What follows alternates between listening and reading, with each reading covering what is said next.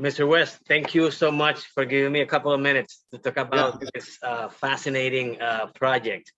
Um, so let me start by asking you, in addition to an almost a kind of an homage to the gore and porn flicks of the 70s, the core of the film is an interesting look at the elderly, their needs, their solitude that we rarely see in movies. Why was it important to include their message, or to tell the story this way? Well, I think to some degree, like you said, it's not often seen in movies. And I wanted to I was making this slasher movie and I wanted to have some villains that were, unexpected and weren't the things you've seen before. And I felt like, this is the kind of movie where you think you know where it's going and then it goes somewhere that you don't expect at all. And I wanted the villains in the movie to be, humans. I didn't want them to be supernatural. So that was a big part of it was, I think everyone has an existential crisis and a fear of mortality and getting older. And, there are certain things in society that we reserve for the young and not for the old. And some people, age in a way that they age gracefully and they age in a way that they feel better about. And some people are very resentful of it. And so all of those ideas, I think, were relatable to everybody. And I thought, well, what's a really outrageous horror version of that? And that's kind of where the start of the villain idea came from. Interesting. So how difficult then was to find the balance between the gore, the sex, and the whole message? I guess it was difficult. I mean, that just sort of was the movie. So I suppose like the movie's been relatively well received. So I suppose I pulled it off. But, right to the very end is you're trying to manage that. So the answer is like, it's very difficult, but it was that was the task at hand. So it was always trying to just, weave those things and humor and all this in and out just to kind of, because it's not a message movie and you don't want people to feel like the movie's like, talking to them in that way, but you do want the movie to be relatable. And it's always good when someone that you don't want to relate to, because that's just a complicated feeling. And it just makes for the movie to be a more interesting, like visceral experience.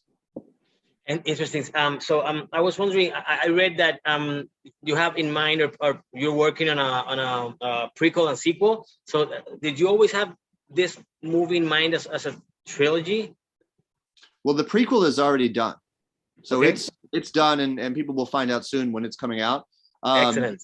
We went to New Zealand to make X, and when we were in quarantine for 2 weeks to get into the country, I wrote the prequel, and I wrote it sort of with Mia as an idea of we could either make this movie, or at the very least, it's a good backstory for your character as Pearl. And so, but we ended up making the movie, and so it takes place in 1918, and it's about Pearl when she's young.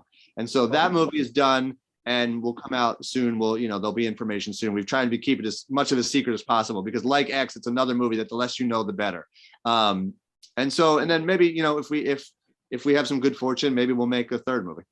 Oh, great. Awesome. So many compare it aesthetically similar to Texas Chainsaw Massacre. So was that film an inspiration? And if not, which film do you think helped you find that specific look for X? I mean, or were you inspired by another film?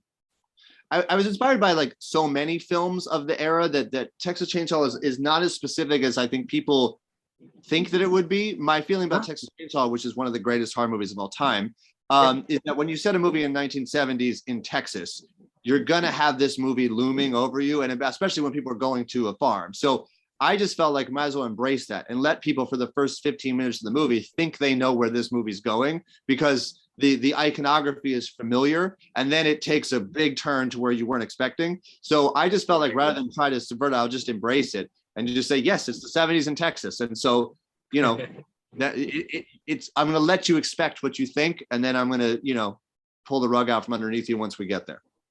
And you did it flawlessly. So congratulations. I love the film. I personally love the film. I wasn't expecting it. So you did a great work. My time is up. Thank you very much for your time. And again, congratulations on this fantastic film and a lot of success in your next project. Looking forward to the next one. Thanks for taking the time. I appreciate it. Thank you.